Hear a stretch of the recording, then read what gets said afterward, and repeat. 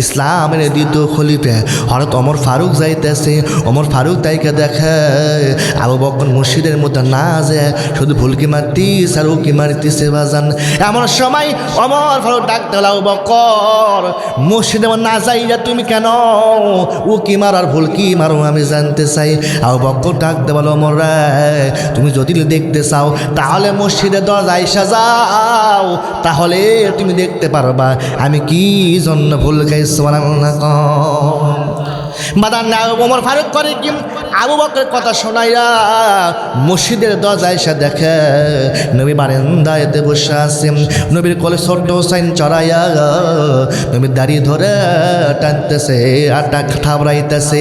এমন সময় ওমর ফারুক আরো খেয়াল করে দেখে 5 বছর বয়সে হাসান করে কি বাজান রে নবীর পিছন দাঁড়াইয়া নবীর টুপি খুলে ফেলে দিতেছে।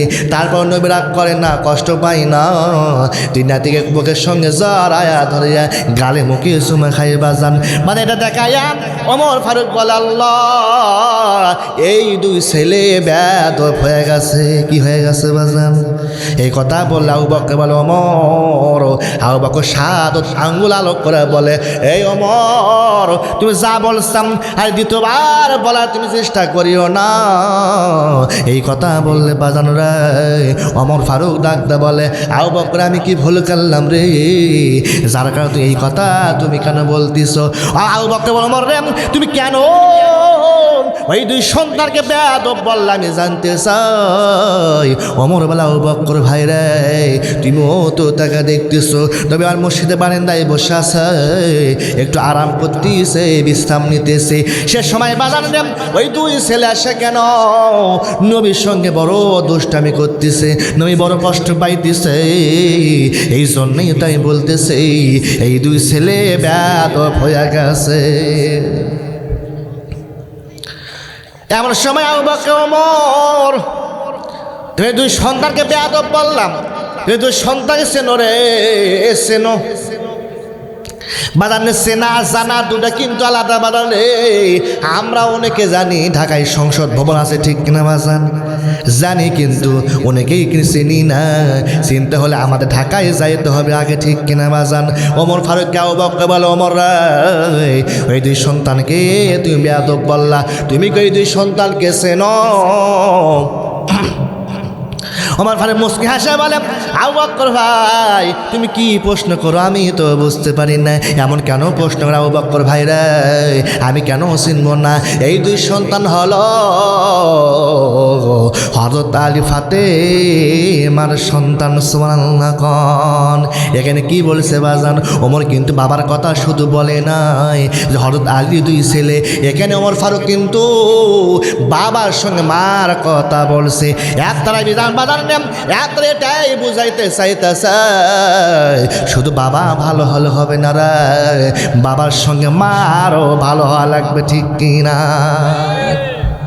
বাজান? একটু খেয়াল করে বাজান ওমর ফারুক বলতেছে, আবু বকর ভাই আমি তো চিনি, এমন কেন প্রশ্ন করলা? তখন আবু বকর বলো, ওমর ভাইরা এখন তুমি বলো তো এই দুই সন্তানের বাপ মাকে তুমি চেনো? তুমি কত বছর বয়সে ইসলাম গ্রহণ করেছো আমি জানতে চাই। এই কথা বললো ওমর বলে, আবু বকর এই প্রশ্ন তুমি কেন করতেছ রে? আমি কত বছর বয়সে ইসলাম গ্রহণ করেছি? আমি ওমর 27 বছর বয়সে ইসলাম গ্রহণ করেছি। তোর আবু বকর বলো, ওমর রে তুমি 27 বছর বয়সে ইসলাম গ্রহণ করিয়েছো, আই আবু বকর 35 বছর বয়সে ইসলাম গ্রহণ করেছি। ওমর তুমি এখন বলো তো ওমর রে তুমি ইসলাম গ্রহণ করার আগে কি অবস্থায় তুমি ছিলা? ওমর বলে, আবু বকর ভাই আমি কাফের অবস্থায় ছিলাম। আবু বকর ওমর রে তুমি এখন মনে মনে ভাবো তো আমরা ইসলাম গ্রহণ করার আগে কাফের অবস্থায় ছিলাম, আর তুমি যে দুই সন্তানকে বেয়াদব বললা ওমর এই দুই সন্তান জন্মে সূত্রে রে জান্নাতি। সুবহানাল্লাহ কোন। লিল্লাহে তাকবীর। আল কোরআনের আলো, আল হাদিসের আলো, আলেম ওলামা যেখানে, কোরআন হাদিস যেখানে, শোধ ঘোষ যেখানে, শুধু ঘুষ নাই যেখানে, তাই নাকি বাজান? প্রত্যেকটা পাড়ায় পাড়ায় হোস নাড়া খাইলো কোনটা? আর ঠিঙ্গে আমার হোস নাড়া খাই হাল দিল। ইনজো ঢুকে কি ঢুকে? ওর সাথে 5 লাগছে আমার আশা। কি লাগছে? আশা ব্যাংক। ওর সাথে 5 লাগছে বেড়া। ওর সাথে আমার লাগছে বুড়া বাংলাদেশ। হাইরে নাম রে এনজয় করি বুড়া বাংলাদেশ। এই এনজয় দিকে আছে নাকি? আছে এই নাম থসে কি সহজ পদ্ধতি। প্রত্যেকটা পাড়ায় পাড়ায় সুদ ঢুকে দিয়েছে, ঠিক কিনা বাজান? আর আমরা সুদের বিরুদ্ধে ওয়াজ শুনি, কাম হবি? কাম হবে? কথা কন্যা বাজান। বাজানোর সময় অল্প বাজান, এর ভূমিকা টানার সময় নয়। ওমর ফারুক বলতে চাও বক্কর ভাইরা, আমি তো বুঝতে পারলাম এই দুই সন্তান হলো জন্মে সূত্রে জান্নাতি। সুবহানাল্লাহ কোন বাজান রে। মাতা পিতা যদি ভালো হয়, মা যদি ভালো হয় রে, সন্তান ভালো হয়, ঠিক কিনা বাজান? আরে মা যদি বেদব ভাই রে, পাড়া বেড়ানি যদি মা হয় রে, সন্তান কিন্তু ভালো হবে না। হাজার বুঝাও না কেন, তারপর সন্তান কিন্তু ভালো হবে না, ঠিক কিনা বাজান? মা কেমন হতে হবে বাজান রে? ফাতেমা তো জোহরা করেছে কি, ঈশান নামাজ করার পর বাড়িঘর খুব সুন্দর কইরা সাজায়া গোজায়া রাখছে। আলী করে কি, ঈশানের নামাজ করার পর বাড়িতে এসে দেখি ফাতেমা তো জোহরা করেছে কি, খুব সুন্দর করিয়া বাড়িঘর সাজায়া নিজের সুন্দর পোশাক পরে আছে বাজান।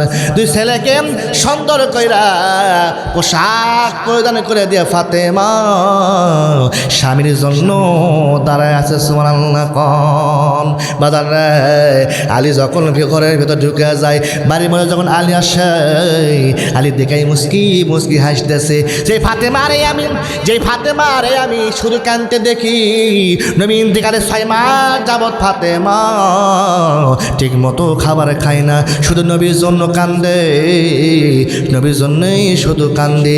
যেই ফাতেমা শুধু কান্দে, আর সেই ফাতেমা কেন এত সুন্দর করিয়া বাড়ি ঘর সাজায়া গোজায় বসে আছে।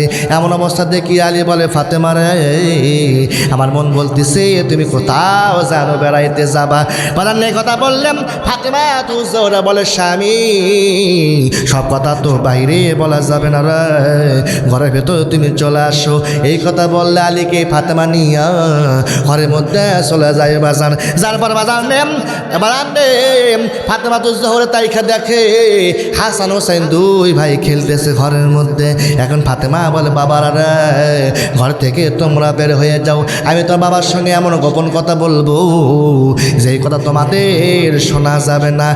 বাজান ওই 2 ছেলে করে কি, মার কথা শোনার পর ঘর থেকে বের হইয়া পাশের ঘরে চলে যায়। আলী তাইখা দেখে ফাতেমা তো জোহরা করে কি, নিজের ঘরের দরজা যখন লাগা দিতেছে, আলী এখন মুস্কি হাসতেছে আর মনে মনে বলতেছে, যেই ফাতেমা নবীর ইন্তেকালে 6 মাস যাবৎ ঠিক মতো খাবার খায় না, আমার কাছেও ঠিক মতো আসে নাই, শুধু বাবার জন্য কান্দেন কেন না বাজান?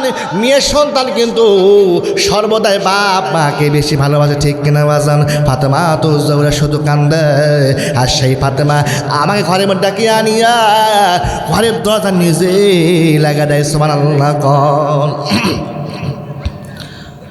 দরজা লাগা দেওয়ার পরে বাজান খেয়াল করি, ফাতেমা দরজা লাগিয়া দিয়া আলী কাছে আসাইয়া ঠোঁট কামড়ায় কানতেছে। আলী বলে, ফাতেমা তোমার কি হলো গো? আমার সামনে আসে কেন ছোট বাচ্চার মতন ফোপায় কান্দো? পারানি এমন কথা বললাম, ফাতেমা তো জোরে বলে, স্বামী আমি কেন কান্দি গো তুমি জানতে চাও? ও স্বামী আমি কেন কান্দি তুমি জানতে চাও? আজ ফাতেমা তো জোহরা দুনিয়া থেকে বিদায় নিয়ে চলে যাবে। এই কথা বললে বাজান আলী আলী খাটের উপর বসা ছিল, আমার গাছ কাটলে যেমন গাছটা জমিনে ঠাস করে পড়ে যায়, ওই রকম আলী জমিনে পড়ে যায়। ফাতেমা দৌড়ে যায় আর স্বামীর মাথাটা উড়াতের উপর নিয়ে কপালে চুম্মা খেয়ে বলে, ও গো স্বামী, আপনি এরকম করিয়া যদি পাগলের মতো কান্দেন, আপনার পাশের ঘরে দুই ছেলে তো বসে আছে, ওই দুই ভাই তো জেনে যাবে স্বামী গো, তো জেনে গেলে তো সব তারা বুঝতে পারবে।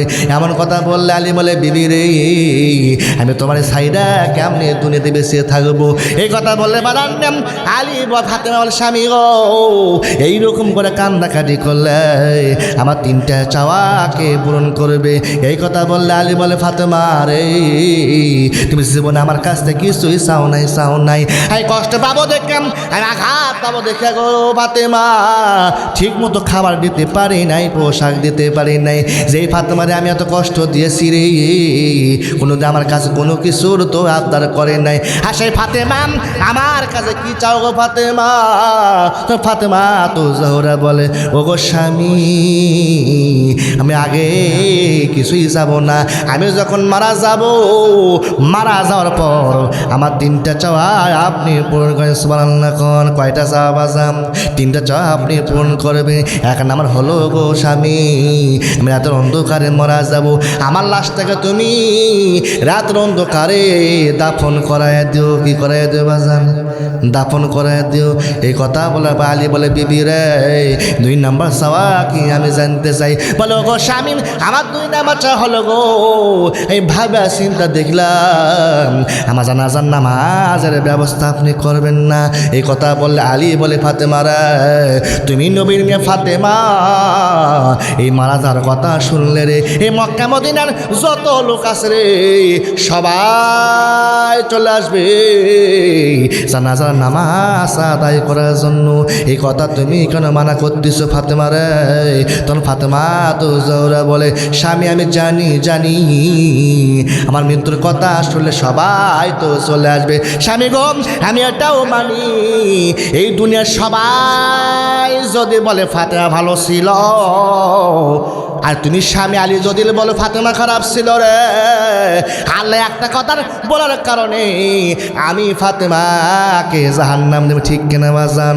ও গো স্বামী, দুনিয়ার সবাই যদি বলে ফাতেমা খারাপ ছিল, আর তুমি স্বামী যদি আমারে বলো, ও দরদ আল্লাহ, আমার ফাতেমা এত ভালো ছিল গো, এই আলী ফাতেমারে বড় ভালোবাসি, তুমি আল্লাহ ফাতেমারে মাফ করিয়ে দাও। ও স্বামী গো, এই একটা কথা বলার কারণে আল্লাহ আমাকে জান্নাত দিবে। সুবহানাল্লাহ।